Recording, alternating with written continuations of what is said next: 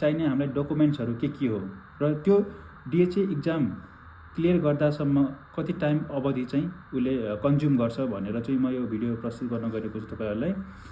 सबैभन्दा पहिले डिएचए भनेको के हो भन्ने कुरा आउँछ। दुबई हेल्थ अथोरिटीले लिने एउटा इक्जाम हो, जुन इक्जाम क्लियर गरिसकेपछि हामीले दुबईमा गएर एज अ रेजिस्टर्ड फार्मासिस्ट भएर चाहिँ हामीले काम गर्ने एउटा मौका पाउँछौँ है। त्यही भएर हामीले डिएचए इक्जाम क्लियर गर्नुपर्ने एउटा लगभग म्यान्डेटरी जस्तै हुन्छ है। अब त्यसपछि कुरा आउँछ त्यो डिएचए इक्जाम क्लियर गर्नुभन्दा अगाडि हामीले डकुमेन्टहरू के चाहिन्छ भन्ने कुरा हुन्छ है। सबैभन्दा सुरुमा त हामीलाई एउटा के चाहियो, एनपिसी नेपाल फार्मेसी काउन्सिलमा रेजिस्टर भएको हुनु पर्यो है आफूले। त्यसपछि चाहिँ हामीलाई त्यो पनि मिनिमम 2 इयर्स चाहिँ हुनै पर्यो है। जस्तै आज मैले डेटा फ्लो गर्न गइरहेको छु भने कमसेकम पनि मिनिमम 2 वर्ष अगाडि चाहिँ मैले एनपिसीमा रजिस्टर भएको हुनै पर्यो है। त्यति मात्र होइन, त्यो एनपिसी रेजिस्टर भइसकेपछि 2 इयर्सको एक्सपिरियन्स चाहिँ एज अ हस्पिटल फार्मेसीमा पनि हुन्छ, रिटेल फार्मेसीमा भए पनि हुन्छ है। त्यो 2 वर्ष मिनिमम एक्सपिरियन्स पनि हुनै पर्यो है। फेरि त्यो 2 वर्ष भएन भने फेरि काम छैन।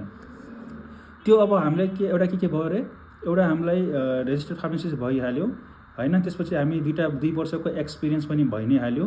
अब त्यसको चाहिने भनेको पासपोर्ट चाहियो।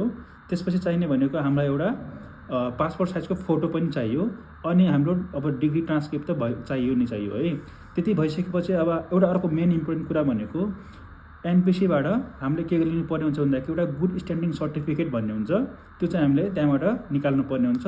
अब सबै डकुमेन्ट्सहरू कलेक्ट गरेर हामीले डेटा फ्लोको लागि प्रोसिड गर्ने गर्छौँ है। डेटा फ्लोको लागि प्रोसिड गर्दाखेरि कमसेकम 1 देखि 2 मन्थ अलमोस्ट यसले कन्ज्युम गर्छ है। 1 देखि 2 महिना खान्छ यसले। म के भन्न चाहन्छु भन्दाखेरि त्यो डेटा फ्लोको टाइम डेटा फ्लो हुँदासम्म त्यो टाइममा चाहिँ आफूले यदि कसैले क्लास जोइन गर्नु छ भने क्लास जोइन गर्दा हुन्छ है, हैन भने सेल्फ स्टडी गर्दा पनि हुन्छ है। त्यो टाइम अवधिमा चाहिँ हामीले आफूले क्लास प्रिपेयर आफूले पढ्दासम्म चाहिँ बेस्ट हुन्छ है। त्यो टाइम बच्छ नि त। त्यो भइसकेपछि अब हामीले यदि हैन ल ठिक छ अब डिएचए को इक्जामको लागि म प्रिपेयर छु भनेपछि हामीले इक्जामको डेट बुक गर्नुपर्ने हुन्छ। त्यसको लागि चाहिँ म छुट्टै भिडियो बनाउने छु, के कसरी कहाँ गएर इक्जाम बुक गर्ने, कसरी बुक गर्ने, कति टाइम लाग्छ, त्यो छुट्टै भिडियो बनाउने छु। त्यसपछि